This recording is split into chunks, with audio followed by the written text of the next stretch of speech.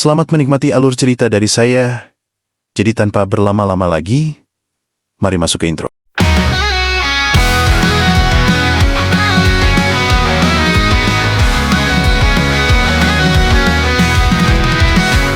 Madu aman buat kisah membara, alur hadir bawa cerita, petualangan penuh warna, bersama kita jelajahi dunia.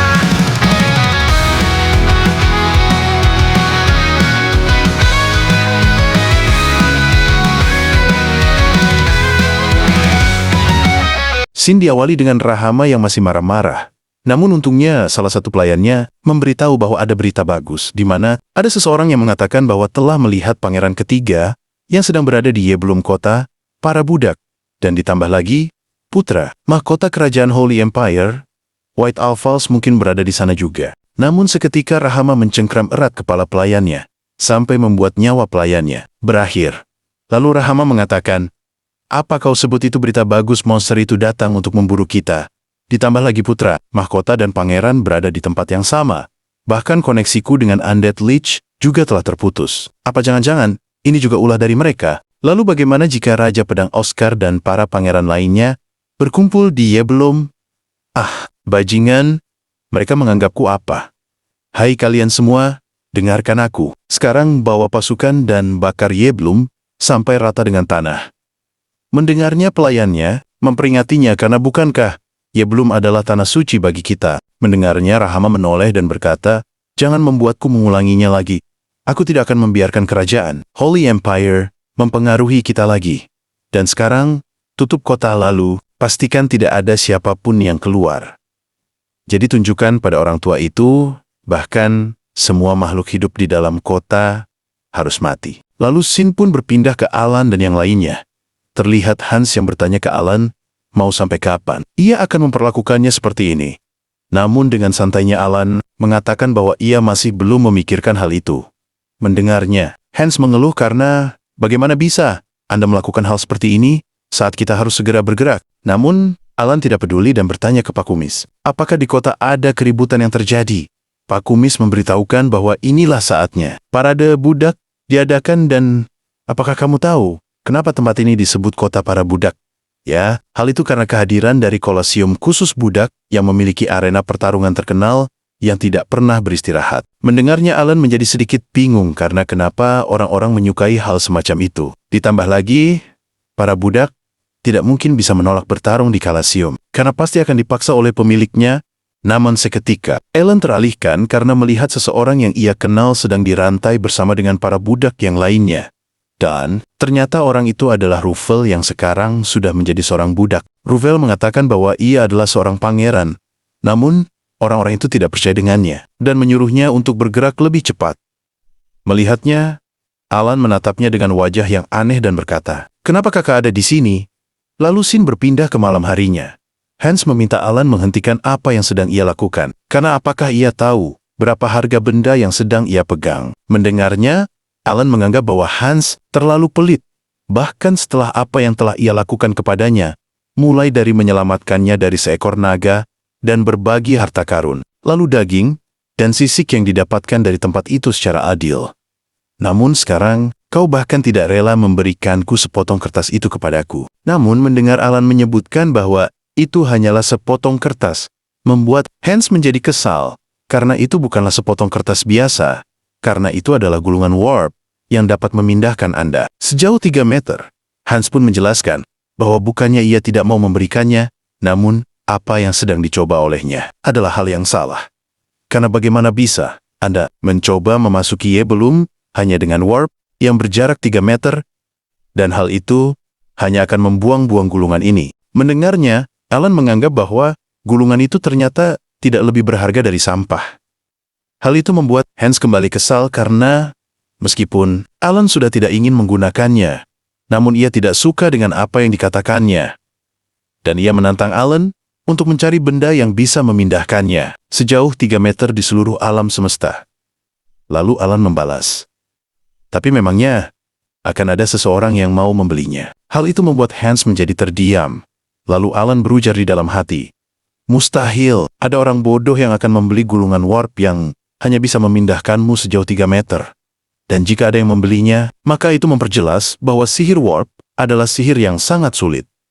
Alan pun berkata, jadi dengan efisiensi dari sihir warp, membuatku tidak bisa membayangkan seberapa efisien perjalanan dimensional. Mendengarnya, Hans menganggap bahwa hal itu tidak mustahil secara teori, dan bukankah Anda sudah bisa menggunakannya? Hal itu pun membuat Alan menjadi bingung dengan maksudnya. Hans pun kembali berkata, apa Anda belum pernah mendengar tentang memanggil orang yang sudah mati? Karena dunia ini tidak hanya memiliki satu asal-usul. Ia pun menjelaskan bahwa ada beberapa dimensi, mulai dari alam tengah tempat di mana manusia tinggal, lalu api penyucian tempat orang mati harus pergi, lalu alam raksasa yang tertawan dan ditakuti oleh para dewa, lalu alam roh legendaris, dan masih banyak dimensi lainnya. Jadi karena jiwa itu ringan, membuatnya mudah untuk menembus dinding di antara dimensi. Hal itu pun memudahkannya untuk melakukan perjalanan di antara dimensi. Karena sebuah tubuh fisik yang memiliki cukup banyak, masa tidak bisa melintasi dinding itu sendiri, bahkan jika fisiknya terurai menjadi molekul. Hal itu masih membutuhkan sejumlah besar energi untuk melemahkan dinding. Bahkan dalam dimensi yang sama, ini adalah tugas yang sulit. Tetapi jika dimensinya berbeda, bukankah itu memerlukan kekuatan yang sebanding dengan para dewa? Mendengarnya, Alan menjadi terdiam dan berkata, wah, kau bisa jadi cukup cerdas. Memangnya dulu kau belajar alkemis, di mana? Hans menjawab bahwa ia mempelajarinya sendiri dari penelitian yang telah ditinggalkan oleh almarhum orang tuanya. Dan alasan aku untuk mengumpulkan harta tanpa henti juga karena hal ini. Namun Alan tidak ingin mengetahui hal itu, dan ia mengatakan bahwa Hans harus datang ke kerajaan Holy Empire. Hal itu membuat Hans bingung, karena kenapa ia harus pergi ke Holy Empire? Alan mengatakan bahwa aku akan memastikan kau dapat melakukan semua penelitian yang kau ingin lakukan. Jadi jika kau ingin bekerja untuk kerajaan Holy Empire, maka datanglah berkunjung. Mendengarnya, Hans sampai terharu dan mengatakan, astaga Alan, maksudku yang mulia. Sejujurnya saat pertama kali aku bertemu dengan Anda, namun Alan langsung menghentikannya dan meminta untuk mulai membahas masalah tentang kakaknya. Jadi awalnya, aku ingin masuk ke Yebelum, secara diam-diam menggunakan gulungan warp, namun sayangnya tidak bisa. Jadi karena hal itu mari masuk dengan cara yang sedikit kasar, ujarnya sembari tersenyum. Jahat, lalu Sin berpindah ke Alice dan yang lainnya. Alice berterima kasih kepada kakeknya, karena telah membantunya menyembuhkan orang-orang yang terluka. Hal itu membuat beban yang sangat besar telah lepas dari pundakku, karena hal itu tidak bisa ditangani sendirian olehku. Uskup menganggap hal itu tidak masalah, karena ia hanya membantu sedikit dan melihatnya yang sekarang sudah banyak berkembang, membuatku menjadi terharu. Namun, tiba-tiba saja Holy Emperor berkata, dasar tidak tahu. Malu padahal kau telah datang terlambat, Raphael. Dan karena itu, kematian salah satu prajurit akan menjadi kesalahanmu. Mendengarnya, uskup menjelaskan bahwa ia harus mengeluarkan banyak usaha untuk menangani pemimpin kultus. Jadi tolong, jangan berkata seperti itu. Karena bahkan saya hampir tidak bisa menangkap Kashim. Mendengarnya, Holy Empire menganggap bahwa uskup benar-benar sudah tua. Karena bahkan, hal seperti itu bisa membuatnya kerepotan. Uskup membalas, sudahlah, cukup dengan perasaan Anda sekarang. Bagaimana dengan kabar orang-orang yang hilang? Dan bahkan aku tidak tahu bahwa Oscar juga hilang. Holy Emperor pun berpikir sejenak dan berkata bahwa Oscar akan segera kembali. Mendengarnya, uskup memintanya untuk berhenti mengatakan hal-hal yang ngelantur seperti itu, karena Anda bahkan tidak tahu di mana Oscar telah terjatuh. Namun tiba-tiba saja terlihat kaki seseorang yang menghantam tanah. Lalu pasukan yang melihatnya dari kejauhan memintanya untuk menunjukkan identitasnya sembari mengangkat kedua tangannya. Uskup bertanya kepada Holy Emperor apakah ia mendapatkan surat atau semacamnya. Namun Holy Emperor mengatakan bahwa itu hanyalah firasatnya saja. Karena kau tahu kan, ia adalah seseorang yang akan kembali hidup-hidup, bahkan tidak peduli kemana tujuannya. Dan ternyata, orang sebelumnya adalah Oscar sang wakil, Kapten pasukan Golden Cross. Setelahnya, Holy Emperor menyambutnya dan mempertanyakan keadaannya yang sudah berantakan. Oscar mengatakan bahwa ia membutuhkan beberapa waktu untuk menemukan jalan yang benar di gurun yang luas. Mendengarnya, uskup bertanya apakah ia melintasi gurun di kerajaan Aslan hanya dengan berjalan kaki. Jadi sekarang, kemarilah, aku akan menyembuhkanmu. Namun Oscar menolaknya karena ia harus melaporkan sesuatu kepada mereka terlebih dahulu. Ia mengatakan bahwa sempat melihat pasukan Rahama saat di perjalanan, Tapi anehnya, mereka tidak menuju ke arah kerajaan Holy Empire. Mendengarnya, Holy Emperor berkata, "Oh jadi begitu. Pasti mereka sekarang sedang menuju ke cucuku." Ia bertanya, "Menurutmu mereka berjalan menuju kemana?" Oscar menjawab, "Mempertimbangkan arahnya mungkin menuju ke kota terdekat, yaitu kota Yebelum." Mendengarnya, Holy Emperor kembali bertanya, "Seberapa besar kemungkinan mereka pergi ke sana untuk melindungi kota?" Oscar kembali menjawab, "Kelihatannya mereka memiliki senjata pengepungan. Jadi meskipun kota itu tidak berada dalam rute kita, namun kelihatannya mereka pergi ke sana untuk menyerang dan bukan untuk bertahan." Holy Emperor membalas, "Jadi apakah mungkin ada sesuatu di kota Yebelum yang bisa mengancam mereka?" Oscar juga sependapat dengannya, karena hal itu saja yang terpikirkan. Olehnya karena bagaimana mungkin mereka menyerang kota mereka sendiri di saat perang sedang berjalan. Mendengarnya, Holy Emperor memutuskan untuk memimpin setengah pasukan bersama dengannya. "Jadi maaf, karena membuatmu harus bekerja, padahal baru saja kembali. Tapi aku akan mengandalkanmu." Lalu Oscar pun mengiyakan permintaannya. Holy Emperor meminta mereka untuk membuat pasukan Rahama menyerah. Namun jika pihak musuh menggunakan kekerasan, maka langsung saja habisi mereka semua. Oscar mengatakan bahwa akan mengikuti sesuai dengan perintahnya. Mendengarnya, membuat uskup menghela napas, karena pasti akan ada lebih banyak pasien nantinya. Lalu Holy Empire berujar di dalam hati, sesuatu yang bisa mengancam mereka pasti adalah para pangeran. Tapi skala pasukannya terlalu besar selain dari para pangeran. Ada hal lainnya. Dia belum yang tidak ku ketahui. Lalu Sin pun berpindah ke putra mahkota yang merasa tidak percaya karena melihat selembaran yang memberitakan bahwa Ruffle telah memenangkan 9 kali pertandingan. Hal itu membuat putra mahkota kebingungan. Apakah ini adalah Ruffle yang ia kenal dan kapan ia tumbuh sebesar ini? Bahkan sekarang ia sudah menjadi budak. Ia pun berujar di dalam hati. Setelah mendapatkan bantuan dari seorang pejalan kaki di padang pasir lalu berhasil sampai ke Yebelum dan kemudian bertemu dengan Ruffle adalah perjalanan yang cukup mulus. Tapi jika Ruffle mendapatkan begitu banyak perhatian seperti ini, maka tidak akan mudah melarikan diri dengan cara diam-diam. Ataukah aku harus menunggu saja? Ya, meskipun mereka bilang akan membebaskan budak yang menang 10 kali, tapi bagaimana mungkin aku bisa mempercayai orang-orang itu? Ujarnya sembari melihat sekelompok orang yang mengenakan jubah. Ia kembali berujar, "Ya, sekarang bahkan Aslan sudah mengetahui posisiku, dan seharusnya aku lebih berhati-hati soal pergi ke benteng ini. Bahkan kemungkinan besar mereka sekarang sudah tahu bahwa siapa Ruffle sebenarnya."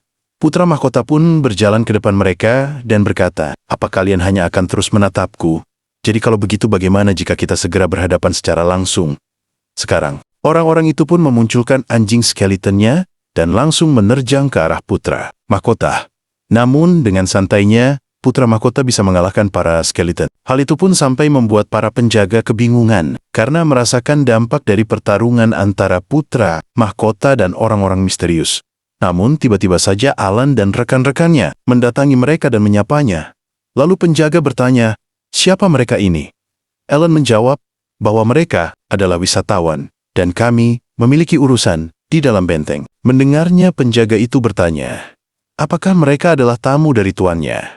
Alan pun menjawab bahwa ia bukanlah tamu dari tuannya, dan kami kemari untuk mengunjungi kakakku yang ada di dalam, dan sekarang kakakku telah menjadi seorang budak. Hal itu mengejutkan para penjaga. Salah satu penjaga bertanya, "Apa maksudnya sebenarnya?" Namun, temannya menganggap bahwa orang itu sepertinya agak terbelakang. Namun Alan malah mengatakan bahwa terlepas dari penampilanku sebenarnya statusku cukup tinggi.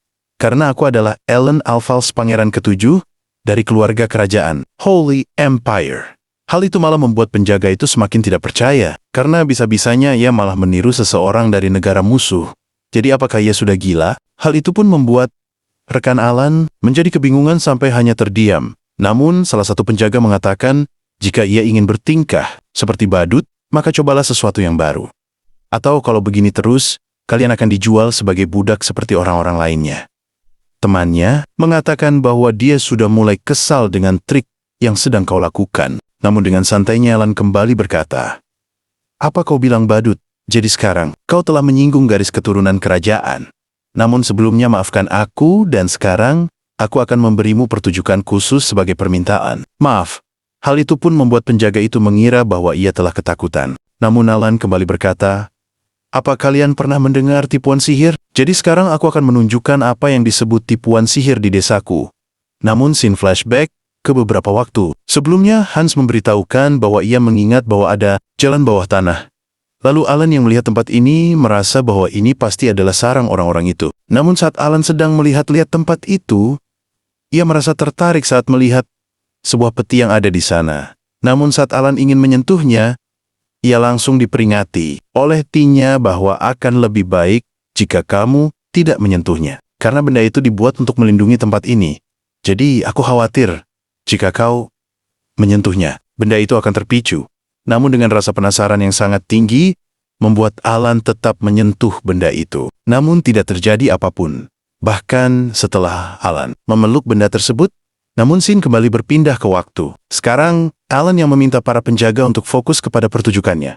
Ia bertanya kepada para penjaga apakah mereka bisa melihat sesuatu yang ada di belakangnya. Lalu penjaga itu mengatakan bahwa tidak ada apa-apa selain 3 rekan dari Alan. Lalu, Alan pun kembali berkata, "Ya, itu benar tidak ada apa-apa kan?" Lalu sembari menyatukan 2 tangannya.